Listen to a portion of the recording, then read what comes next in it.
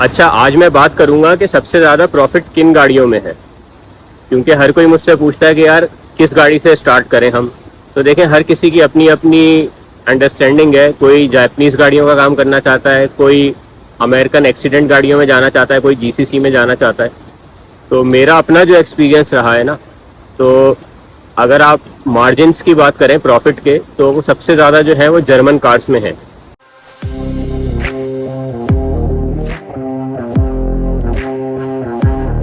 अस्सलाम वालेकुम viewers, welcome back to motorized memories. कैसे हैं आप लोग? ठीक ठाक? मज़ा आ रहा है? आएगा आएगा। अच्छा, पिछला व्लॉग जो है मेरा अधूरा रह गया था। उसमें मैं कुछ इन्फॉर्मेशन देने वाला था, लेकिन वो कंप्लीट हो नहीं सकी थी मुझसे, क्योंकि टाइम नहीं था। मैं बहुत लेट हो गया था घर आने में। तो उसको आज कंटिन्यू करते हैं। और जो लोग नए हैं मेरे चैनल पे, उनको मैं अपना इंट्रोडक्शन एक बार फिर करा दूँ। मेरा नाम आदिल है, पाकिस्तान कराची से मेरा ताल्लुक़ है, और बाय प्रोफेशन जो है मैं अकाउंटेंट हूँ। अब जर्मन कार्स की भी दो तीन कैटेगरीज हैं कि या तो आप यूज्ड कार लें, पुराने मॉडल्स, तो उसकी रेंज आप ले लें जैसे 2014, 15, 16 की गाड़ियाँ। और इनकी प्राइस रेंज रहेगी तकरीबन 30,000 से कोई 40,000 तक। इन गाड़ियों में इजीली आपको 6,000 दरम बच जाते हैं, जर्मन गाड़ियों में। और अगर इन्हीं का दूसरा आप सेगमेंट ले लें गाड़ियों का, तो वो है तकरीबन 1 लाख वाली गाड़ियाँ, जो आपको मॉडल मिलेगा 1 लाख में 2019, 2020 की मॉडल्स जो हैं। तो उनमें भी मार्जिन आपको तकरीबन 10,000 दरम ईजीली बचता है, 10 से 12,000 दरम। और जो इसका टॉप सेगमेंट अगर लें तो वो है पोर्शे में। आ जाएं आप, सिर्फ पोर्शे ले लें आप, यानी सुपर कार्स हैं वो सारी। पोर्शे की GTR ले लें, 911 करेरा ले लें, लेकिन ये ज़रा रेंज की ज़्यादा है। 200,000 प्लस से स्टार्ट होती हैं ये सारी गाड़ियाँ, और ये जाती हैं 500,000 तक। तो इनमें मार्जिन फिर उसी हिसाब से है कि यानी 2 लाख की गाड़ी पे आपको 30,000 रुपये, 25 से 30,000 दरम ईजीली बच जाते हैं। लेकिन ये गाड़ियाँ लेना कोई इतना ईजी भी नहीं है और इतना खैर मुश्किल भी नहीं है। बेसिकली आपको जब भी गाड़ी ले रहे हो तो आपको उसकी पूरी जो है सर्विस हिस्ट्री और एजेंसी से पूरी डिटेल चाहिए होती है। और सर्विस हिस्ट्री अगर है स्टैंप लगी हुई बुक, तो वो तो बेस्ट है फिर आपके लिए। और किलोमीटर कम होने चाहिए। अच्छा, जर्मन गाड़ी जो है ना, उसकी हमेशा याद रखें, जर्मन गाड़ी हमेशा अपने किलोमीटर के ऊपर सेल होती है। उसकी जो भी प्राइस आप इवेल्युएट करेंगे ना, जो मार्केट प्राइस होगी उसकी, वो सिर्फ और सिर्फ किलोमीटर के ऊपर डिपेंड करता है कि किलोमीटर कितने हैं उसके। तो किलोमीटर जितने कम होंगे उसकी प्राइस उतनी ज़्यादा हाई होगी। अब बात कर लेते हैं कि मार्जिन किन गाड़ियों में ज़्यादा है, जर्मन गाड़ियों में भी। तो जर्मन गाड़ियों में सबसे ज़्यादा तो पोर्शे के है, यानी आपको बहुत अच्छे रेट मिलेंगे उसमें। 15,000 का प्रॉफिट कहीं नहीं गया आपका, 1.5 से 2 लाख रुपए की गाड़ी पे। और अच्छा, अब इसमें दो तरह की गाड़ियां हैं जिनमें मार्जिन बहुत ज़्यादा होते हैं। तो उसमें एक तो आप ले लें कि जिनके किलोमीटर बहुत हाई होते हैं, तो वो लोग लेते नहीं है। किलोमीटर हाई वाली गाड़ियां जो है ना, वो अवॉइड करते हैं लेने से। लेकिन जो भी लेता है वो, यानी सेल होती है वो गाड़ी, ऐसा नहीं है कि सेल नहीं होती, लेकिन उसकी इवैल्यूएशन नहीं हो पाती सही से बेसिकली।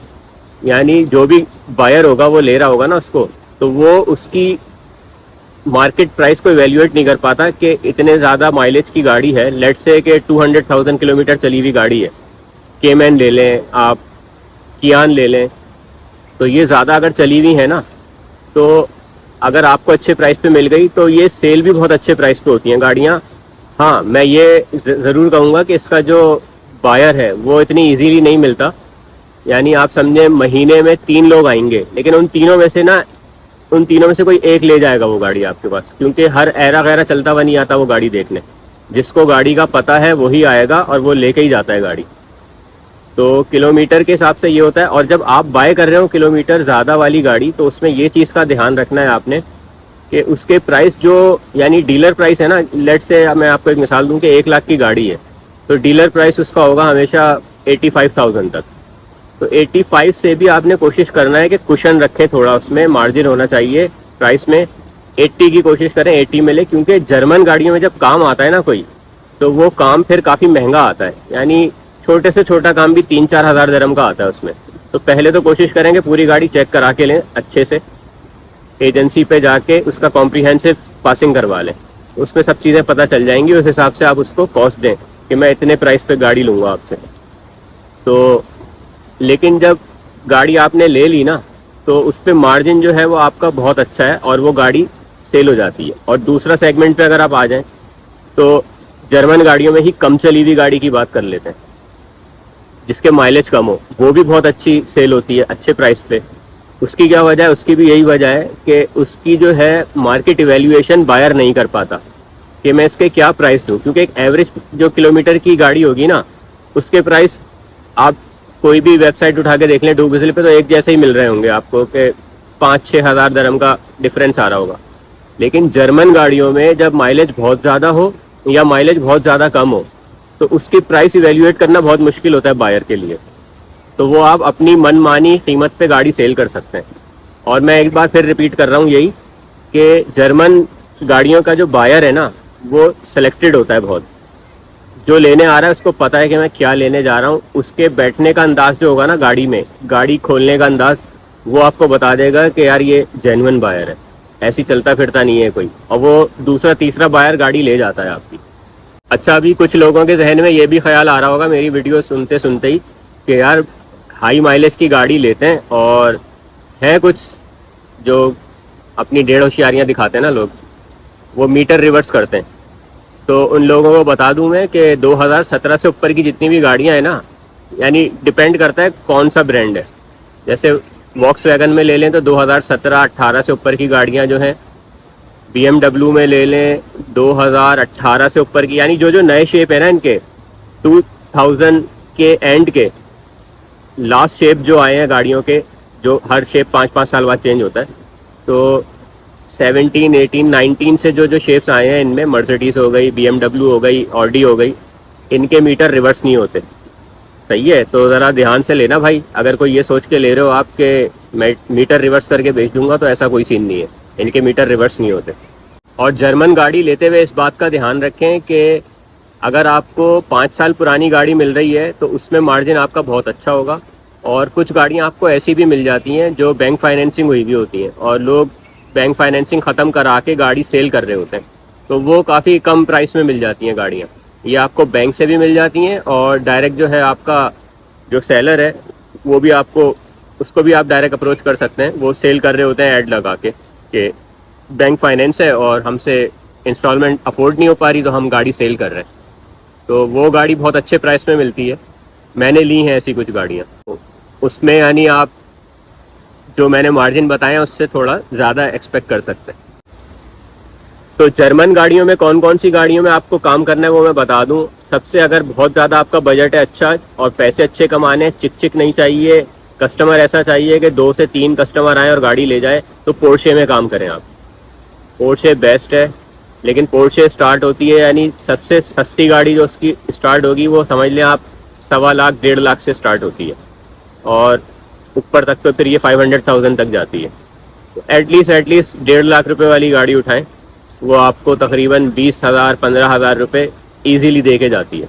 अच्छा, पोर्शे के अलावा अगर काम करना है तो मर्सिडीज हो गई, BMW हो गई, ऑडी हो गई, वॉक्सवैगन हो गई, इन गाड़ियों में काम करें। ये सब गाड़ियाँ इसी रेंज की हैं। वॉक्सवैगन थोड़ा नीचे आ जाती है, ये 1 लाख से स्टार्ट हो जाएगी।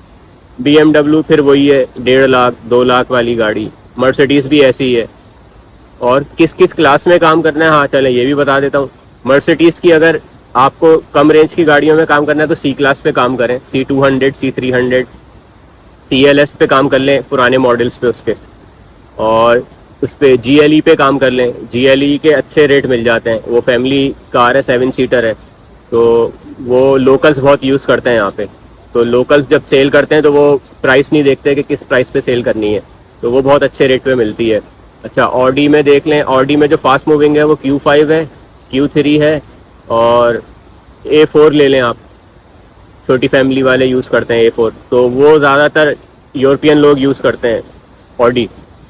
और BMW जो है उसमें आप 5 सीरीज़ पे काम कर सकते हैं और 3 सीरीज़ पे। 7 सीरीज़ पे मत जाइएगा, 7 सीरीज़ के झमेले बहुत हैं, उसके पार्ट्स बहुत एक्सपेंसिव हैं। अच्छा, वॉक्सवैगन में अगर आपको काम करना है तो वॉक्सवैगन में भी छोटी कैटेगरी में अगर आप जाते हैं तो आप GTI पे काम करें, गोल्फ ले लें, और टिगवान ले लें, टॉरेग हो गई। ये आप अगर 16-17 के मॉडल पे जाएंगे तो ये आपको तकरीबन 60,000 से 80,000 की रेंज में ये गाड़ियाँ मिल जाती हैं, और इन पे भी मार्जिन तकरीबन वही रहेगा, 10 से 15,000 दरम तक का मार्जिन ईजीली मिल जाता है आपको। लेकिन कोशिश करें कि गाड़ी बिल्कुल सर्विस हिस्ट्री के साथ मौजूद हो, स्टैम्प लगी हुई हो सर्विस बुक पे, और एजेंसी पे पूरी सर्विस हुई भी हो उसकी। अच्छा, एक सवाल लोग मुझसे बहुत पूछते हैं कि गाड़ी लें कहाँ से, जीसीसी। अमेरिकन गाड़ी तो मिल जाती है आपको ऑक्शन से, ऑक्शन गए वहाँ पे बिड करी, गाड़ी जो भी खड़ी हुई हुई पसंद आई, आपने विन कर ली अगर, तो बस आप फिर उसको बनवा के सेल कर सकते हैं। लेकिन जीसीसी गाड़ियाँ कहाँ से लें? तो जीसीसी गाड़ी जो है ना आपको 4-5 जगह से मिल सकती है, लेकिन उसके लिए भी यानी आपके नेटवर्किंग बड़ी अच्छी होनी चाहिए। नंबर 1 डीलरशिप से मिलती है गाड़ी, यानी जैसे BMW की डीलरशिप है अबू धाबी मोटर्स के पास, या प्रीमियर मोटर्स के पास, या फोर्ड के अल्तायर वालों के पास। तो इस तरह से इन डीलरशिप्स के ऊपर आप कुछ डिपॉजिट करवाते हैं पैसे, आपका एग्रीमेंट होता है उनके, ये डीलर्स ही होते हैं जो बड़े बड़े उनके साथ एग्रीमेंट करते हैं, कॉन्ट्रैक्ट होता है 1 साल का, उसके लिए वो कुछ डिपॉजिट रखते हैं आपका। उसके बाद उनकी एक यानी रिक्वायरमेंट होती है कि आपने साल के अंदर अंदर हमसे लेट से कि मंथली आपने, या साल का एवरेज देते हैं वो, कि फर्ज करें कि 50 गाड़ियाँ आपने उनसे लेनी है, यानी लेनी ही है उनसे उनके प्राइस पे। उनके प्राइस अच्छे होते हैं, डीलर प्राइस होते हैं उनके।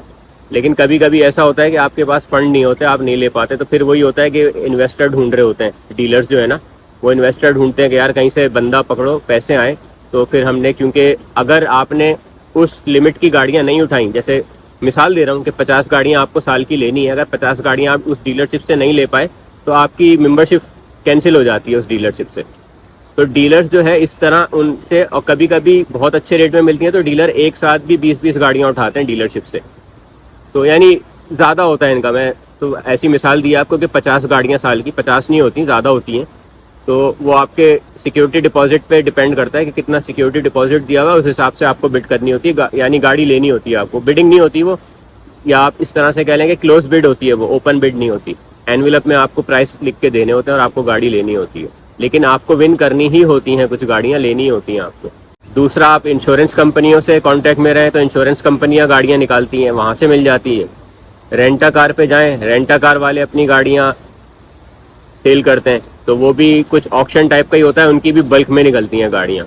जैसे एक मॉडल उनका ऑब्सोलीट हो गया 3 साल बाद, 4 साल बाद, तो वो पूरी गाड़ियां सेल पे जाती हैं, और वो काफ़ी कम प्राइस पे होती है। तो अगर वहाँ से कोई लॉट में उठाता है तो वो फिर सब डीलर्स को देता है, तो उस सब डीलर से आप ले लें। इसमें हर किसी के मार्जिन होते हैं, हर किसी को कमीशन देना होता है आपने। ये नहीं कि आप सोचें कि यार बस सही प्राइस में मुझे मिल जाए, बहुत ही कम में, और मैं आगे सेल कर दूं। तो सबको मिल बांट के चलना होता है, उसका कमीशन भी देना है आपको। तो इसी तरह आप दूसरा एक और ऑप्शन रहता है लीजिंग कंपनीज़ का। लीजिंग कंपनीज़ जो है 4 से 5 साल के लिए लीज पे देती हैं गाड़ियाँ।